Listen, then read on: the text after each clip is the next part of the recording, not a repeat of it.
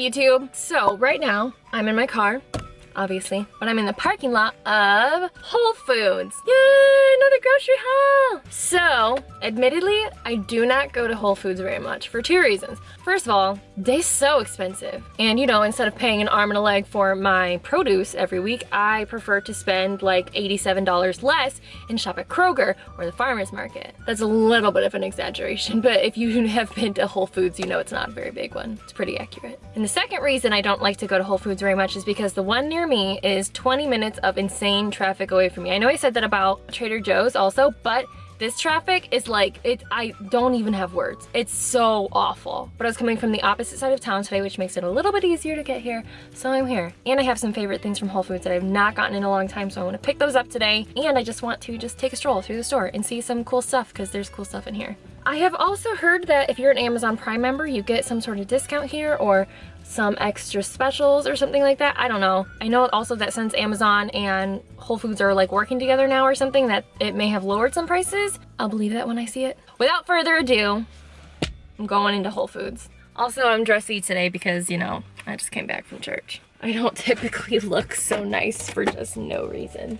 So you guys know the drill. I'm gonna go in here and I'm gonna show you guys some stuff that I think is cool or interesting or that I've tried before and I like. And then we're gonna go home and I'm gonna show you guys the things that I bought.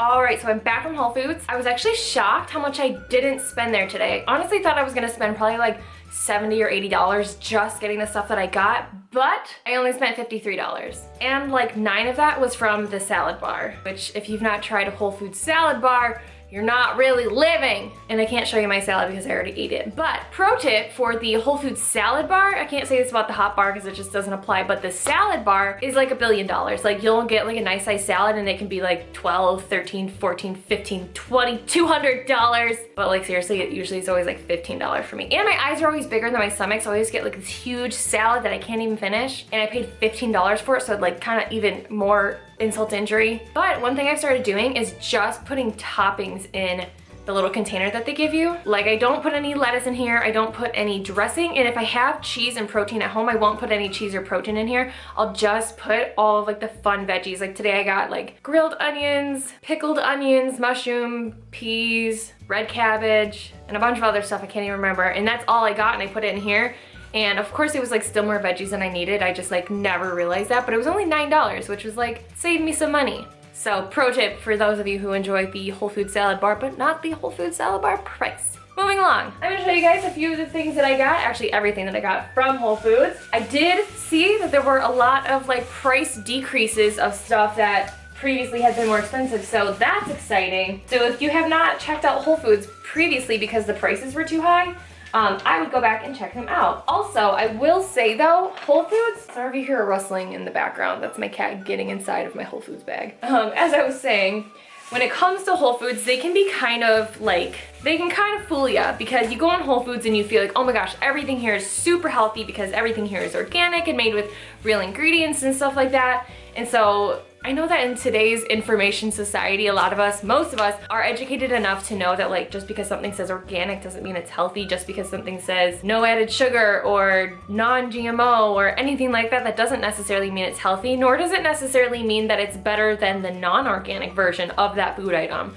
From all the research I've done, I see that the word organic is kind of thrown around to some degree, and also for some types of vegetables and produce and stuff like that, the organic version of that doesn't really affect the actual food itself, since a lot of the pesticides and stuff goes on the peel. Like for something thicker skinned, like, I don't know, a banana or an orange or something, I hear that that produce being organic doesn't necessarily mean it's so much more better for you than the non-organic version, just because the pesticides can't even typically penetrate the fruit anyway because of the peel. That's like one example. But all that to say, you know, people can go through Whole Foods and buy a ton of prepackaged foods and think that they're doing themselves a favor because they're organic and they're like free trade and all this kind of stuff that's like good for the environment, technically good for our bodies, I guess. But you can still have way too much sugar in a day, or way too much fat, or too much sodium or anything from foods from Whole Foods. Like, just by nature of buying a food from there does not mean it's going to be good for your body or your health. You know what I'm saying? So anyway, all that to say, just, you know, do your research. Do your research about what you think you're consuming and what you think is healthy and all that kind of stuff, because, you know, sometimes you aren't eating what you think you are. Moving along. So the first thing I got, which I've been wanting to try for a very long time, is purple sweet potatoes. And so I got them, purple sweet potatoes. The guy in the produce section said that they were better than regular sweet potatoes. I'm an easy sell, so I got them. I also got a whole bag of purple potatoes. Now, I don't know if these have a purple inside or if just the outside is purple. I have been wanting to try purple potatoes like that are purple inside for forever. Like plain, not purple sweet potatoes, like purple potatoes that are not sweet. Apparently you can like mainly find them in like Hawaii or like the Pacific states or something.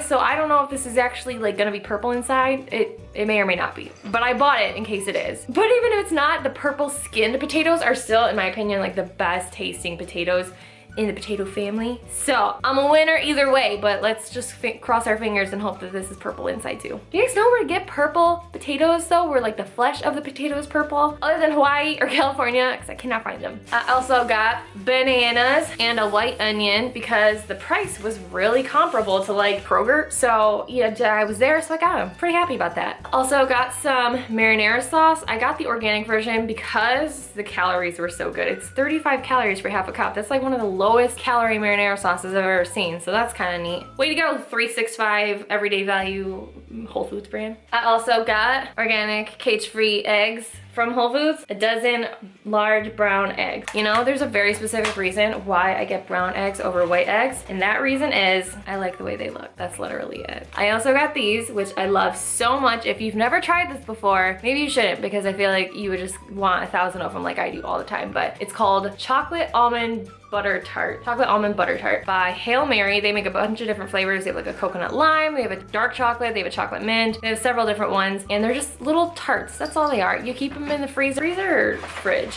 I don't know, but they're so good, and they make like peanut butter cups. Yo, can you not play in my bag? But they're so good, and I can only ever find them at Whole Foods, so this was like a large determining factor in where I grocery shop today, was because I was craving these. They are 400 calories for the whole tart and 30 grams of fat, so eat them at your own risk. It's like not a big deal. Like, we shouldn't really freak out because stuff is high fat. It's like really good fat. It's fat from almonds. But I mean, if you're on some like low fat diet, then I wouldn't eat this. Next, I got this kind of protein pancake. I've seen it around, but I've never tried it before.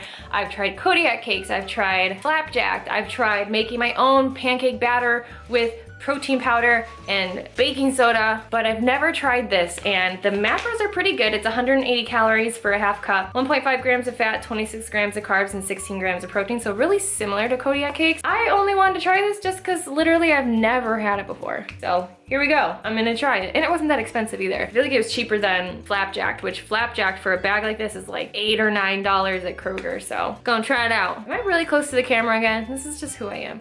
Who I am. I'm just always really close to the camera. I have no concept of personal space. Anyway, the last two things that I got were, this is kind of like ironic, but a gigantic thing of lean beef. It's 90% lean ground beef, and it was like $3.99 a pound. I feel like at my Kroger it's more expensive than that, but this was only $3.99 a pound. And it's like 1.8 pounds, which is awesome because if you've met my husband, he's 10,000 feet tall, which means I have to continually feed him to keep him alive.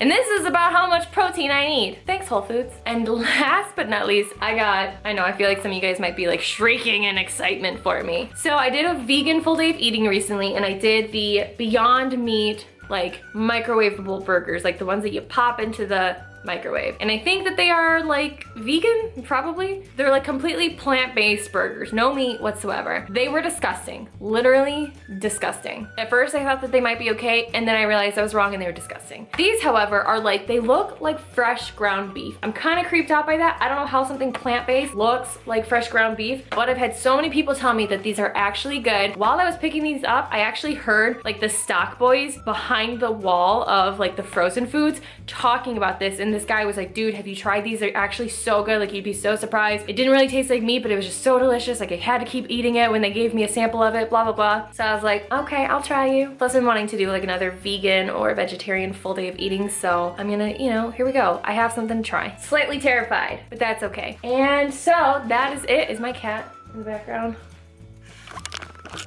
Nacho. This cat is just like, I could care less about any humanity ever at any time. I just want to do things my own way. No, you're gonna sit here and you're gonna be good and you're gonna talk to YouTube, okay? Anyways, thank you guys so much for watching. Let me know if you want me to do this for any other grocery stores because, you know, I've got about 1,000 of them in my area. And yeah, thanks guys. I'll see you in the next video. Bye. She loves it.